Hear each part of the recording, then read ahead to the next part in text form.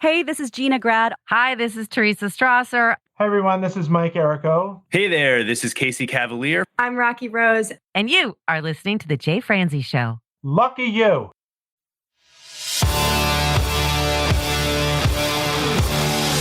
Welcome to The Jay Franzi Show. A behind-the-curtain look at the entertainment industry with insights you can't pay for and stories you've never heard. Now, here's your host, Jay Franzi.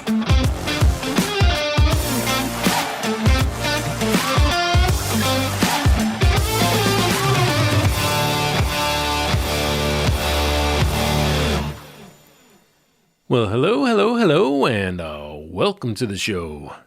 I am Jay Franzi, and this is your backstage pass to the music industry.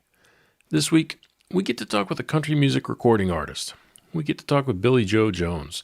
We'll talk to her about the impact that her grandparents had on her career, what it feels like to have two back-to-back number one hits, and we'll discuss some of the challenges that she faced along the way.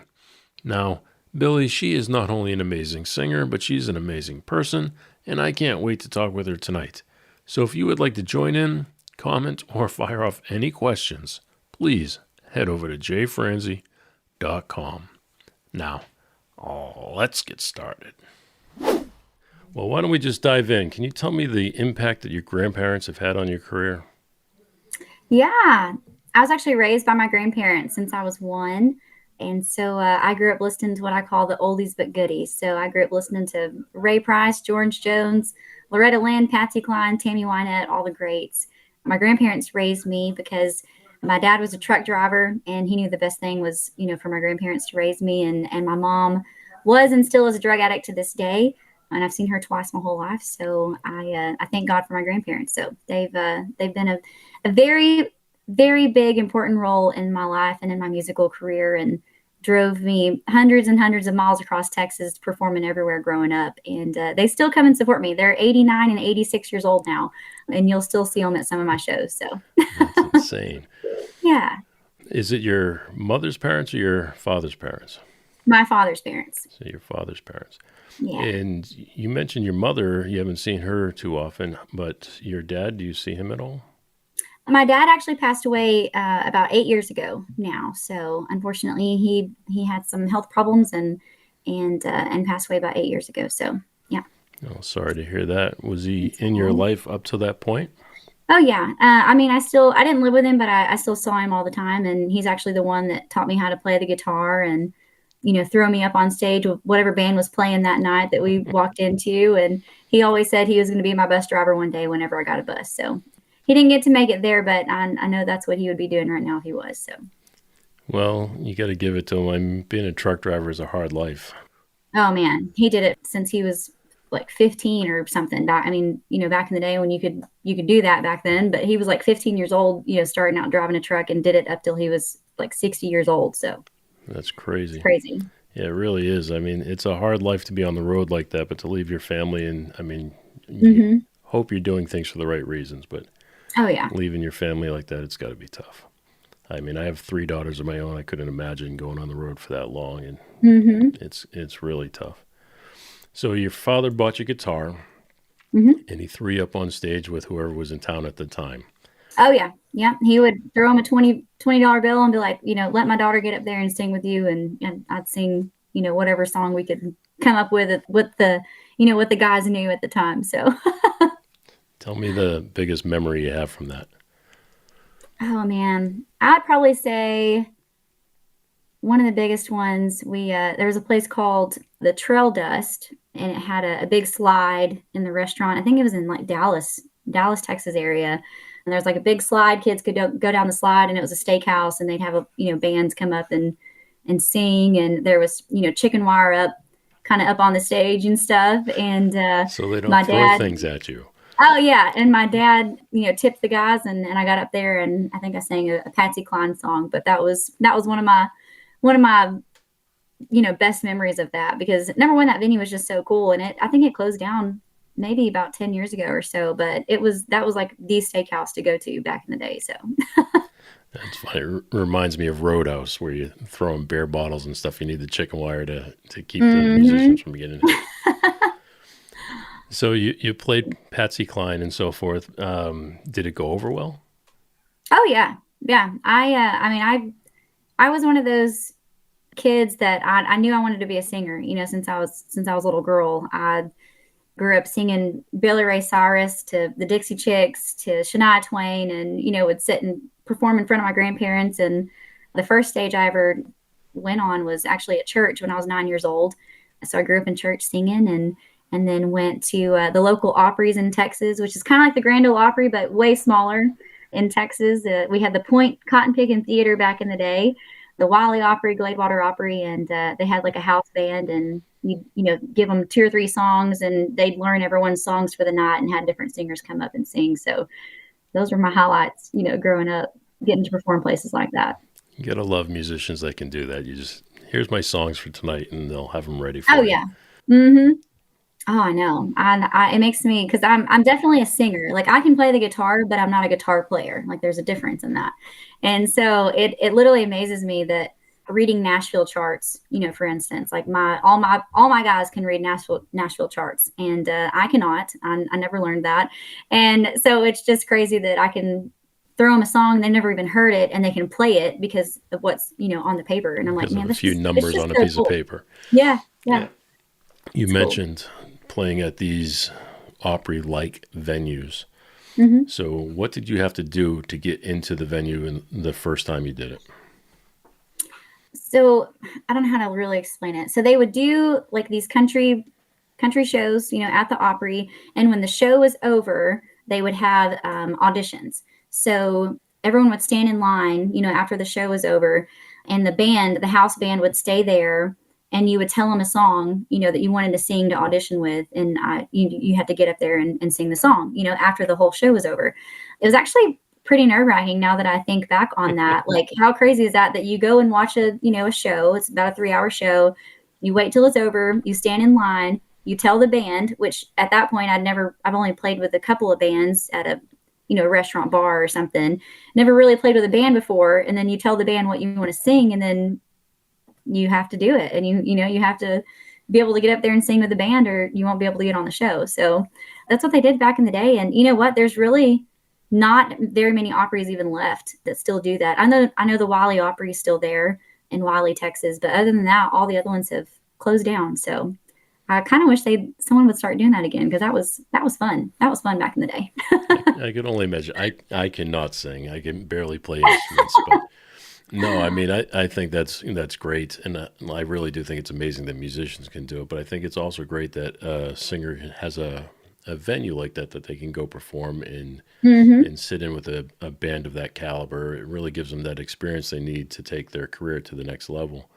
Oh yeah, and to gain the confidence to be able to do something like that, because I definitely have way more stage presence now than I did back when I was a kid. Doing that, like I would barely move around on the stage, and now I'm totally different. But it took me a little while to grow into the performer that I wanted to be, but I do think that those moments really did help and shape me into the artist that I am today. So I'm thankful for those. I can only imagine that the more you do this, the more comfortable you feel, and the more comfortable you feel, then you start to be your true self, and you take full advantage of the stage, no matter what size it is. Mm-hmm. Have you had a chance to play at some of the bigger venues across the state? I have. I actually just got to make my Green Hall debut last weekend. So like 2 days ago, my band got to open for Jack Ingram there at Green Hall. And in my eyes, that has been a bucket list place that I've, wanted to play at since I was a little girl. And Green Hall is like the Grand Ole Opry in Texas, in my opinion. Like that's what I compare it to. So I got to make my debut there a couple of days ago, and it was absolutely incredible. So much fun. We had a packed house, and I had an hour set. So I got to play an hour with my band before Jack Ingram, and it was packed. It was awesome. It's a long time for an opener. It is a long time, because most openers only get about 20 minutes, maybe 30 minutes, but most of the time it's 20 minutes. But yeah, I got an hour, and Did that make you nervous? No, No, I wish it had been 90 minutes. Like my favorite sets are 90 minutes to 2 hours. I feel like I'm like, just getting warmed up at 90 minutes. Like I want to go 2 hours when I'm playing, but we cut our set down to an hour and we had such a fun time. It was so much fun. So it's a bucket list venue. Oh yeah. So when it was over, what was going through your mind?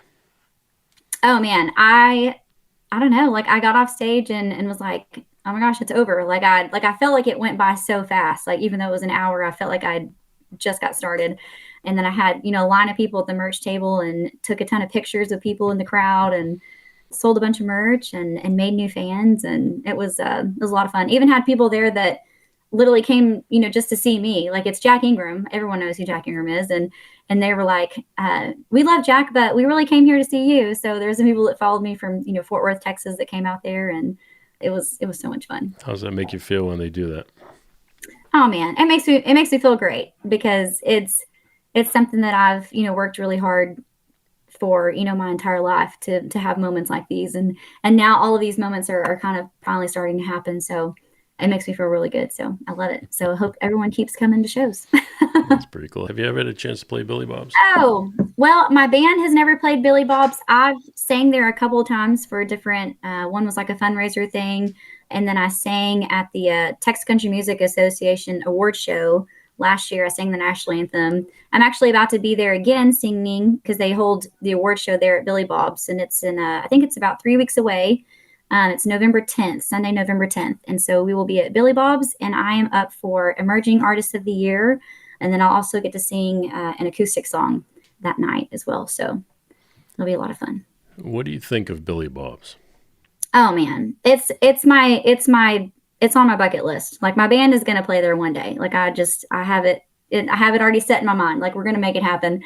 Billy Bob's is the, biggest dance hall. Like it's incredible, being up there on that stage and all the legends that have, set foot on that stage before. Like it's an incredible experience. So I hope my band will get to play there one day. So we mentioned Texas before we leave Texas, and I know you've got a career that spans beyond Texas. Mm-hmm. However, you got to sing the national anthem for the Texas Rangers. What was that like? Oh man, I love sports, and I love baseball, and Texas Rangers are definitely my team. And I started singing the national anthem for them about, I think it's been 4 years now. And I sang at least once or twice a year. I'll get to sing the national anthem for the Rangers. And the most recent time was a few weeks ago. I got to sing for the very last home game there at Globe Life Field there in Arlington. And it was sold out. There's like 37,000 people there. I got to sing the national anthem and God Bless America. I'm telling you right now, I play shows every weekend, but anywhere I sing the national anthem, I don't care if there's 10 people or 37,000 people, I'm going to be the most nervous I have ever been in my entire life singing that song. Number one, just because of what the song is and the meaning behind the song, and just being able to have the freedom to sing that song means everything. But then on top of that, you have people that if you mess that song up, you are never, ever, ever going to be able to redo that. You can't get it back. Like once it's out there, it's out there. So it's always in the back of my mind, like you can't mess this song up. Like don't mess the words up, stay on key. So it's a tough one. And I know so many artists, huge artists that are like, no, I'm never going to sing that song. But I can see why sometimes, but I've always had it in my mind. Like I want to be the artist that can sing that song. And I do. But it is so nerve wracking. Well, you kill it, but. Well, thank you. Thank you. Do you ever play it with an instrument or do you always do a cappella? No, always a cappella. Yeah. Is there a reason behind that? You ever think about playing with a guitar? Well, I personally would never play the guitar or even try to play the guitar on that song because I'm not a guitar player. I am definitely a singer, but if my guitar player is amazing, so he probably could do that sometime. But I have thought about doing it like as bringing in one of my friends that could sing harmonies with me on it. I think that would be cool to do that rendition sometime. But I've never really thought about bringing in an instrument just because I don't know. For me personally, I feel like it shows more of I guess my talent, I guess, of what I can do with my voice, that, I can do it a cappella and I don't need an instrument or anything behind me, to do that. But then again, you have people like Chris Stapleton that can play the mess out of that guitar and sing, and make it this whole thing that was the most beautiful thing I've ever heard in my life. So maybe one day I might venture out and do that. But for now, I'll keep it a cappella. Well, I only ask because I know some people will go up there with an acoustic for two reasons. One, there's probably that element of they get to hide behind an instrument a little bit, makes them feel a little bit more comfortable, like a little safety blanket or something. Yeah. But then also it helps some people stay in key. But you're definitely right. It definitely shows a talent to be able to go out there and just do it a cappella. Yeah. When you're in front of 35,000 people, when you look up like that, what's that feel like to you? I definitely don't look anywhere. You keep your eyes closed while all the I'm time? singing it, my head is looking straight at the camera that's in front of my face and praying that I can ignore the echo and the delay that is so awful. It is so awful in that stadium. It is the worst thing to be singing, and then you're hearing what you're singing while you're trying to sing the next part of the song. Like it's like it's coming back to you. Like it is so bad. I'm telling you, it is the worst thing you can ever do. I'm really making this sound like it is so awesome, aren't I? But no, it really is so hard. Like, and I know that a lot how of do you people do it? I don't know. I really don't know, but I feel like I honestly think next year when I do it, I want to bring either in-ears or earplugs to where I can't hear anything. I don't know. Like I feel like maybe that would help, especially because the delay is just so bad.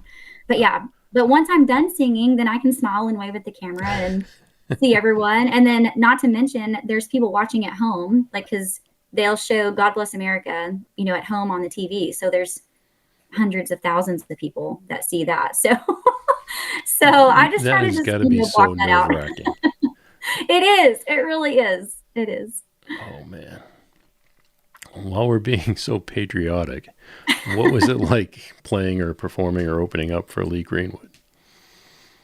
Oh, my goodness. Yeah, I got to be a part of a Lee Greenwood benefit that they did at the Grand Ole Opry recently. And that was my first time to be at the Grand Ole Opry. And I definitely didn't get in the circle. I didn't get anywhere near it. I did get to stand on the stage and sing with, everyone else on God Bless the USA with Lee Greenwood. But I definitely stay away from the circle because that is sacred and it's still a moment that I'm praying for. That's, you have to earn. My grandparents and I have been, wanting that moment for me for a long time. So hopefully that'll happen. But yeah, it was an incredible experience just to be there and stand on that stage with everyone and be backstage. And gosh, it was an emotional night for sure. It was awesome. That circle is something you probably feel like you have to earn your time in that circle. Oh, 100%. I firmly believe that. And there's so many people that, and I don't want to make anyone feel bad or anything like that, but there's some people that have, stood in that circle or that, have done the tour, or, whatever that, that do that. And I just feel like when I see that, I'm like, oh my gosh, no, don't do that. Save that moment for, the moment that you actually get that, opportunity, or if you ever get that opportunity, because there's people that dream of having that spot and they never get it. And I may not ever get it either. I have really high hopes that maybe I will, but it's definitely a moment that I want to cherish and honor, because that is it's a huge, huge opportunity. So what about photo ops afterwards? Oh no, I didn't. Good for you. Didn't. I did not. We took most of ours. We took about a bunch of backstage pictures after the show, and I took a picture with Lee Greenwood and, on the side of the stage. But no, I've never stood in the circle. I've even done a tour, of the Grand Ole Opry, and they're like, yeah, y'all can stand in the circle. And I'm like, no, I'm not touching it. I'm not getting in it. I feel like if I ever did that, that would be like, Jesus is like, no, you're not ever going to get that opportunity. I don't know. That's a bit extreme, but I don't know, that stage means so much to me. And especially to my grandparents, it's a stage that, they have wanted for me for years now. So maybe one day. So obviously a bucket list then. Oh, 100%. The top of my bucket list. But you're knocking them off. I mean, you're knocking these items off one at a I time. So am. It has been the past couple of years have just been a whirlwind. It has been. I've had some really incredible moments the past couple of years, so it's been really good. did you enjoy meeting Lee? Oh yeah, he is number one, the sweetest man. I mean, one of the sweetest artists. I've met a lot of artists, and he is just the most sweetest, genuine, down to earth man that I've ever met. And getting to meet him, and honestly, I didn't realize how old he was. I think he just had a birthday. What, yesterday or the day before or something? And I think I saw that he's like 82 years old. We don't say And that. I'm sorry, but he does not. He literally doesn't even look 60 to me. Like, he does not look his age at all. No. It is crazy. So when I saw that, I was like, there's no way. Like, there's just no way. But yeah, he was super sweet. I hope we can do more shows together, because I love what he does. I love the heart that he has. All right. Let's dive into your music a little bit. Let's find out what's going on with you. So can we just start by talking about your songs? Let's start with Some Girls Don't Cry. Yeah. So the guy that owns the label that I'm under Get Joe Records. His name is Lynn Snow. He actually wrote this song a few years ago. And whenever he started working with me, he was like, hey, I've got a song that I think that you would really fit your voice well. I think you'd like it, and so he played it for me. And I was like, oh my gosh, like it's a fun, upbeat, girl power song. But really, what really caught my attention was, the end of the song. And so I'd kind of changed it up a little bit and, held out the last note. And do you remember the song, Mountain Music? Play me some mountain music. That song. Because, the ending of that, they do this, hold it up, hold it out, long note thing. So I kind of copied that a little bit on the ending of Some Girls Don't Cry. And it went over really well. And people are always, blown away by the end of the song of, of that note. And we got to do a music video to that song. And I brought several friends to Nashville and filmed, several scenes in some of my favorite bars in Nashville. Over Nashville. All over Nashville, and then got to go in a Hummer limousine thing that they had rented out, and we had a great time. It was so much fun getting to, film that. And then it wound up being the title song of my first ever country album that we just released back in August. And it also was my second consecutive #1 in Texas. So it's my second #1 in Texas. I just had about 3 weeks ago. So the song did really, really, really well. That was second to Right Now Kind of Girl, correct? Yes, sure was. Get you back-to-backs.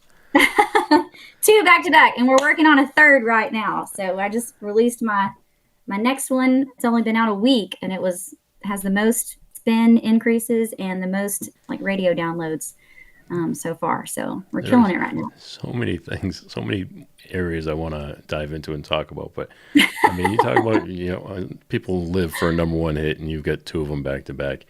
I mean, it's pretty impressive. I mean, that's got to feel good. When you first hear your song on the radio for the first time, that's got to feel good. But then to have 2 back-to-back #1s like that, fantastic.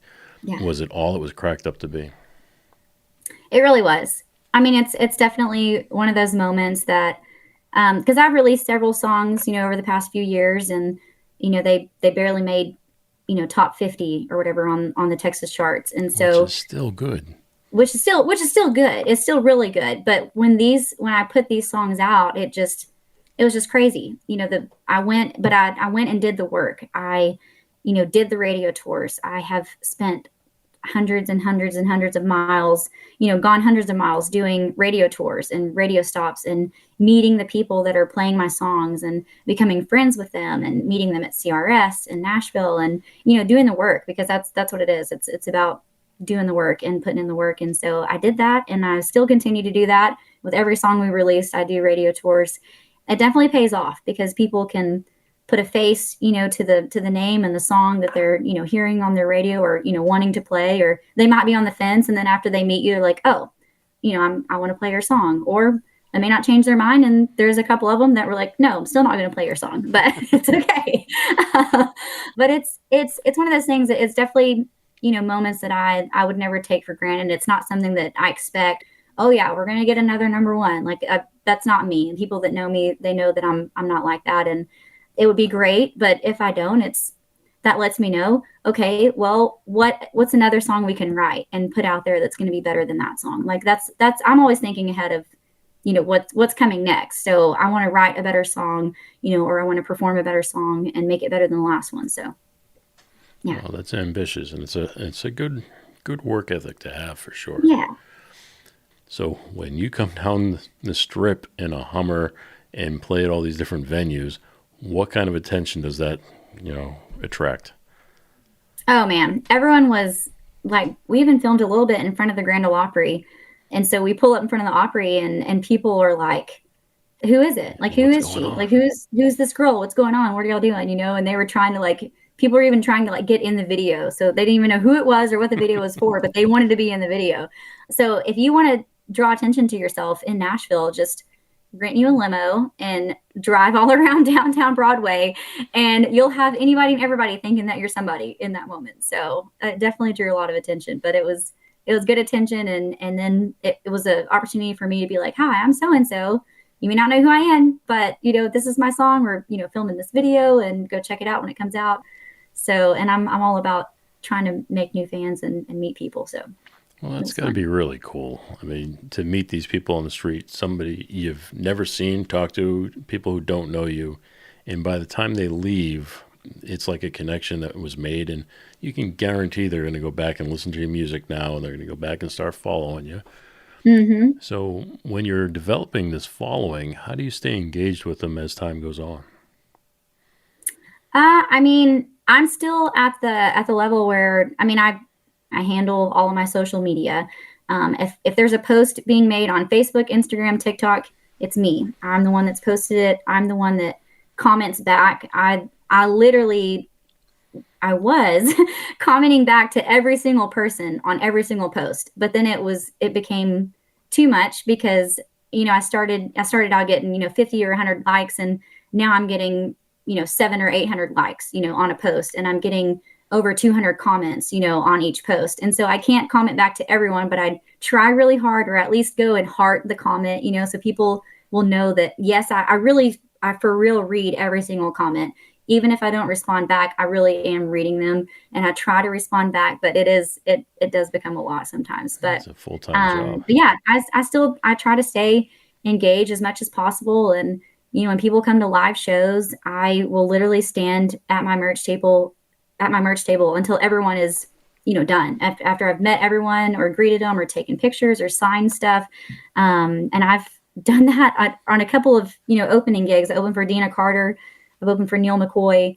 I will miss the entire show because I'm, making new fans and meeting people and taking pictures. But I love it because I love performing on stage. But my favorite part is meeting the people after, and then hearing their stories of, a song that I wrote or something that touched them. That's what it's all about for me.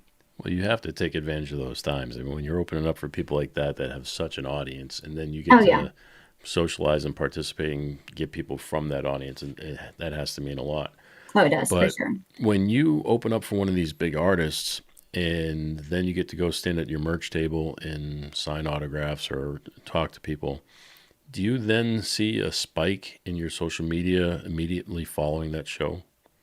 Yes. I mean, I'd never really watched it very closely until probably this past year.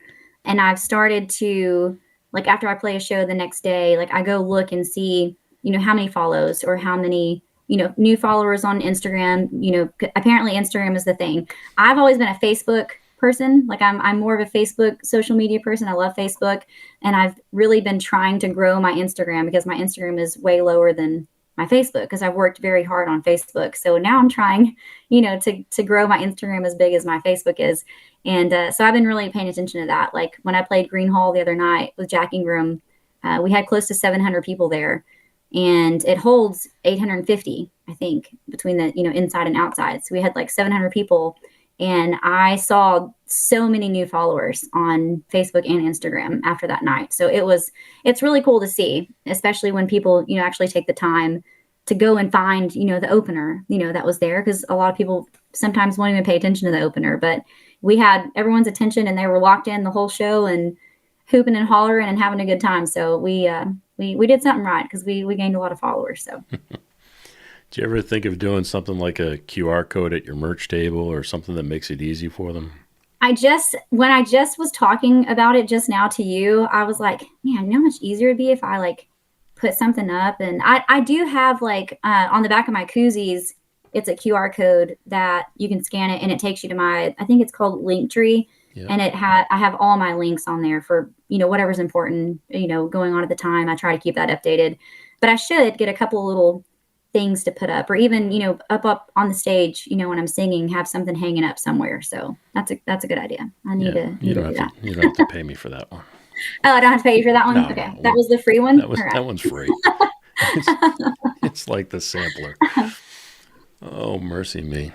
So you've had an opportunity. Well, before I go to the opportunity here, let's go back to your song, because I'm kind of interested in where you tracked it and how that process went for you. So let's start with who produced the song. Yeah, so my first ever country album just came out on August 23rd, and Kent Wells actually produced my album. Kent Wells Productions. Yeah, Kent Wells is actually Dolly Parton's producer. And so as you can see, even just from the name, like you definitely know I've got a good producer. He definitely pushed me to my next level, on several songs. I hit higher notes than what I, ever thought I could hit, and changed up some things, a different way than what I went in the studio thinking I was going to sing it, because he's like, hey, why don't you try to do this? And he's definitely a producer. He is. So he's a hands-on producer. Oh, 100%. He is not going to let me, number one, I wouldn't let myself walk out of there without, being 250%. Like I'm not going to allow myself to do that. I'm a perfectionist. I want to go in there, make it great. If I'm struggling to hit a note, he knows when I'm, in that moment. He's like, hey, let's go get some hot tea, or, let's take a minute, because I'll sit there and beat myself up. And he's like, no, let's step back, and then we'll come back to it. And then sure enough, I'll go in there, and first time I'll hit it and we're good to go. So, but he's been amazing to work with. We're actually working on my second album right now. And it's been awesome. The whole process has been awesome. So yeah, it's been really good. Well, he's definitely a known producer, and he's got a style behind him. But it's good to hear that he's a hands-on producer and actually coaches you through the process. A lot of producers might just be more of an administrative side and orchestrate everything. Mm-hmm. But did he select all the musicians? Yes, that's definitely all his part. He has, certain musicians that I think he brings in for certain things, and he definitely, I don't know. I think he has this way of just handpicking the right people, because he'll bring them in there, and because we would take, 2 or 3 songs and record 2 or 3 songs. And, I'd fly back to Texas, and I'd fly back, and we do 2 or 3 more songs. And, a couple of sessions will have either have a different drummer or a different lead guitar player, but I think he knew, he definitely knew what he was doing, because everything flowed everything flowed so easily, and they would listen to the song, and they, put their, trademarks on the song, and just the music of this entire album is just awesome. So do you remember any of the musicians? I am so bad with names, and I get in trouble all the time. Me both. Because I'm just really bad with names, and it's so bad, and I shouldn't be like that, but I really am. Like, I'm the person that, like, I need someone next to me that I'm like, when someone's walking towards me, I'm like, hey, who is this? And they're like, oh, that's so-and-so. And I'm like, okay. And then, because if not, I'm going to pretend like if you know me and I really don't know you, I'm going to pretend like I know you until you figure out that I really don't know you. But I'm going to be that person that does that. But no, I'm so bad with names, but they're all incredible musicians. I do know that one of them is Dave Fowler. Okay. He's a good friend of mine. He's on a part of the label that I'm under, Get Joe Records. And he's an incredible bass player, played with Lori Morgan. He's played with, Dolly and just everybody. So he's pretty phenomenal bass player. Very nice. Yeah, I'm with you. I'm extremely, extremely bad with names, for sure. Yes. Yeah, it is very bad. And I try really hard, but I meet so many people all the time. But even if I didn't meet a lot of people, I'm going to be honest, I probably would still be really bad with names. So I'm so bad. I call my wife just so I don't forget her name. Honest to God, I do. Oh, that's pretty bad. That's pretty bad. I could count on one hand the amount of times that I've actually said her name. And the, Oh my the only gosh. reason for that is when somebody flat out asks me. But no, I mean, That's pretty funny. That's pretty funny. my grandfather always called my grandmother wife. And Wife. I just thought it was sweet. So I started doing it. But I swear I've never, I very, very rarely say her name. That is so funny. It's crazy. All right. So did he have his own? I know he's got a production studio, but did you record all this stuff at his place or did you go into a commercial studio? Nope, it's at his studio. He's got a studio right there on Music Row. It's technically like the back part of, I think it's called Ocean Way. Way Studios. Beautiful So studio. he's like, yeah, he's back in the other part of that. So it's really, the studio is very, very nice. Yeah. Gosh, it's awesome. Yeah. Old church. Mm-hmm. The amazing sound in that room and the people who have recorded there and the gear that's in that room. It's got one of the largest Neve consoles in the world. I mean, it's a beautiful, beautiful room. That's Studio A. Their other rooms are nice too, but Studio A is the church. Yes. Now part of Belmont University. Oh, wow. So let's talk a little bit more about the other people you've opened up for and you've had a chance to work with. I just want to, just see some of the relationships you might have had. One of which was the Oak Ridge Boys. The reason why I bring up the Oak Ridge Boys is I just went to see them last weekend or the weekend before here in town. It was an amazing show. And you mentioned age earlier, for people who are 85 years old and still standing on stage singing like it's nothing, that was pretty impressive to me. What was your experience like? Oh man, those guys they're just phenomenal. I mean, you feel like when I played with them, I'd won the oh gosh, it's called the John Ritter Showcase for the Texas Country Music. It was for the Texas Country Music in Carthage, Texas, and it was the John Ritter Showcase back in like 2015. And so I got to share the stage with the Oak Ridge Boys that night. The Oak Ridge Boys were there. Gene Watson, Linda Davis, got Jeannie Seeley was there. I mean, there's so many greats. That weekend they did a whole weekend of country music, and just getting to see the Oak Ridge Boys up close and personal like that was just awesome. And I got to snap a few pictures with a few of them, and they were those guys were a hoot. They were a lot of fun. Yes. Yeah, nicest people. William Lee Golden was on the show a couple times now, Mm-hmm. and he is just the nicest guy. I took my Yes. my 9-year-old daughter at the time to see them in Indianapolis a couple months ago, I guess, at this point. And he was backstage, and he took some pictures with us and then walked away. And I sat there and I was talking to the bass player, Scotty Simpson. And I was talking to him, and we're just getting ready to go out front. And then William turns around and walks back. And he walks back straight to my daughter. And I can hear him say, "I know you don't know who I am. And I know you've probably never heard my music. But I truly appreciate you coming here tonight and giving this a chance and spending some time with me." And then he shook her hand or hugged her, whatever he did, and walked away. And I was like, man, that was just amazing. So Aww. he was just the sweetest guy. He's always been super nice. That is so sweet. So what about Diamond Rio? Oh man, those guys, like I literally was so blown away with them because I was that person, my band and I played and got to open for them in Fredericksburg, Texas. When we got done, I, rushed down there to, be right in front of the stage because I wanted to watch them and watch the show. And I was looking for every excuse. I'm like, they have to be lip singing. Like they have to be playing to a track. They have to be lip singing. There's no way that they can sound this good. And I just, I kept looking, trying to find an excuse. I'm like, there's just no way. But sure enough, like I'm telling you, those guys can sing and they still sound the exact same, as they did 20 years ago. Put on one heck of a show. I'm telling you, that was one of the most fun concerts that I've, stayed and watched. So it was a lot of fun. You mentioned filming your video in Nashville. They filmed the video in a house just south of Nashville. And every time I drive by that house now, that's all I can think about is their video. But I mean, they had a scene when they were filming. It's just funny how people find out what's going on and want to be part of things and be around it. Hmm. And you know what? I also wanted to ask you too. I mean, do people try to compare you to other people? Well, they used to quite a bit. I think now, I mean, more now that I've, put more songs out on the radio and people are finally seeing, who I am and my sound and what I sound like. People know like, oh, that's Billie Jo on the radio. Like they know who I am. But I've been compared back in the day to Miranda Lambert quite a bit, our voices.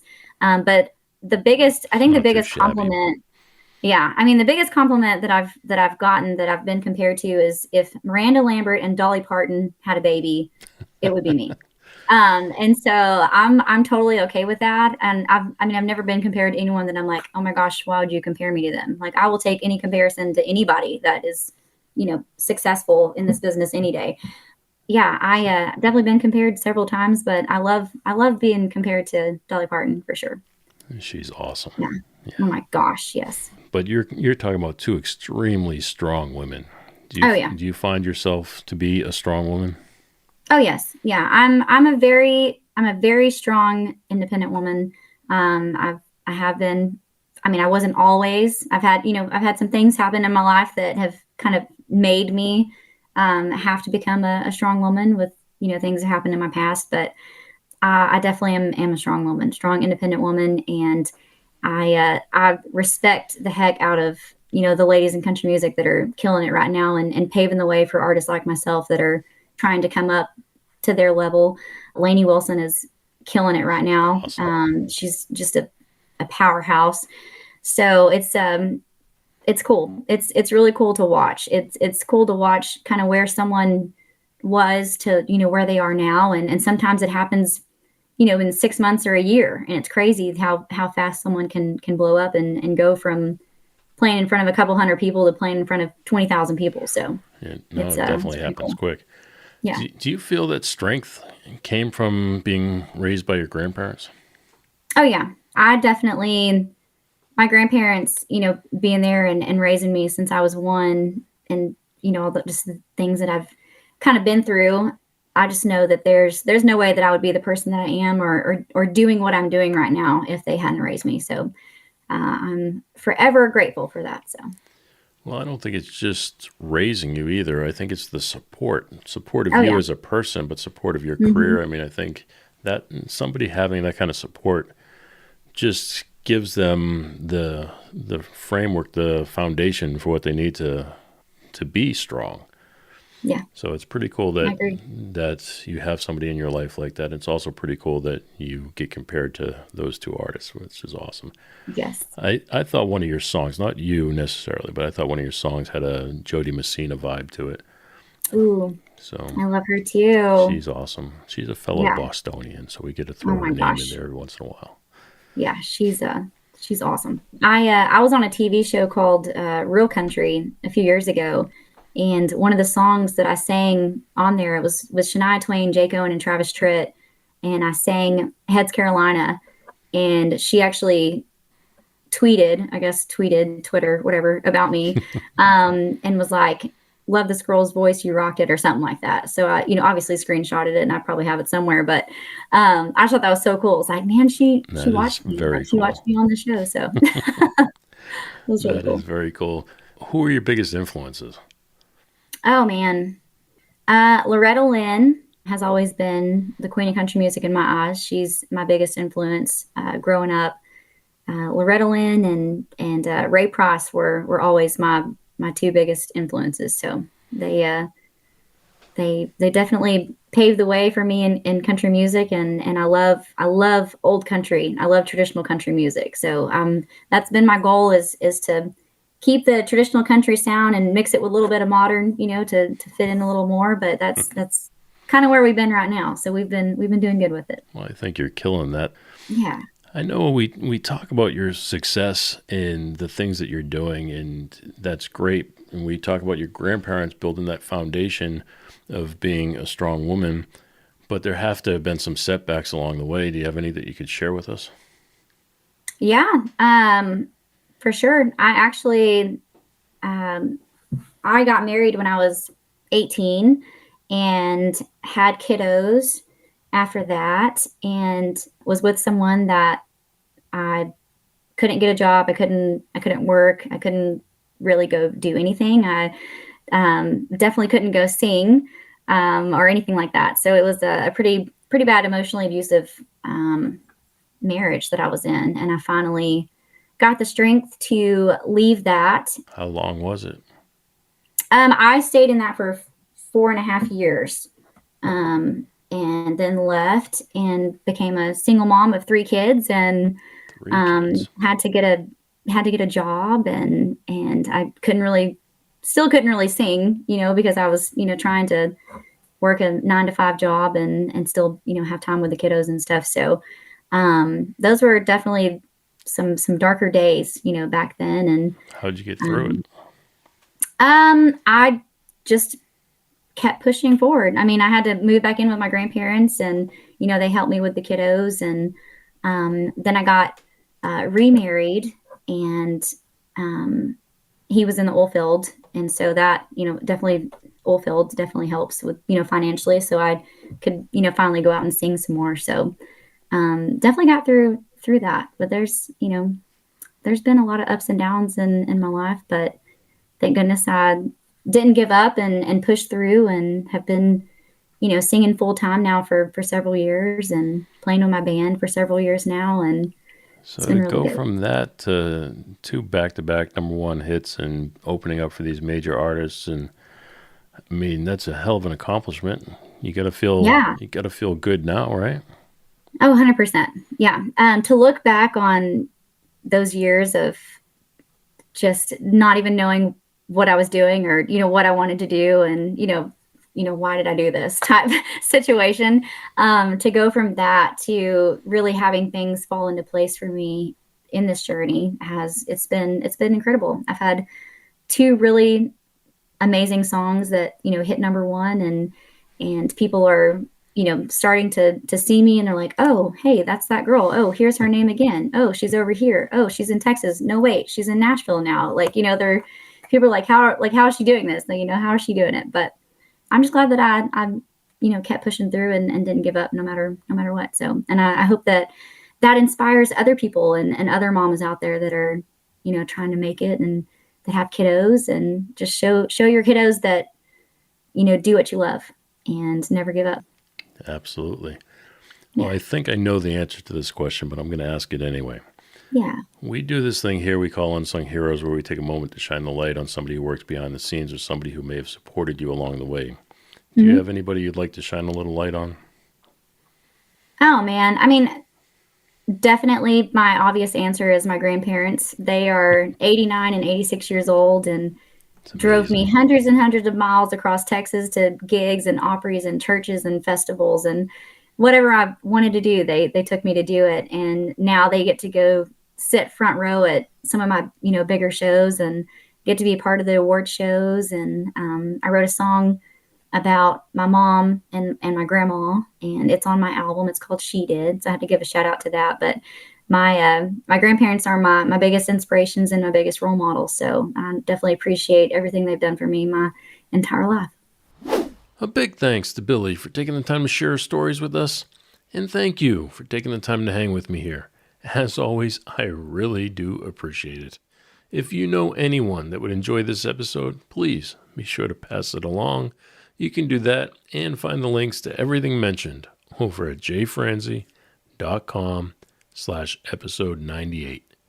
Thanks again for listening, and I'll see you next week. Thanks for listening to The Jay Franzi Show. Make sure you visit us at jfranzi.com. Follow, connect, and say hello.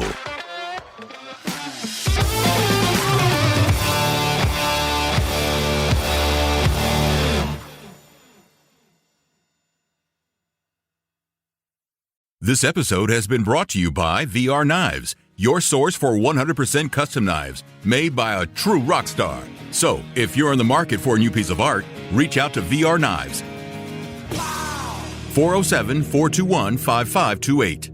407-421-5528.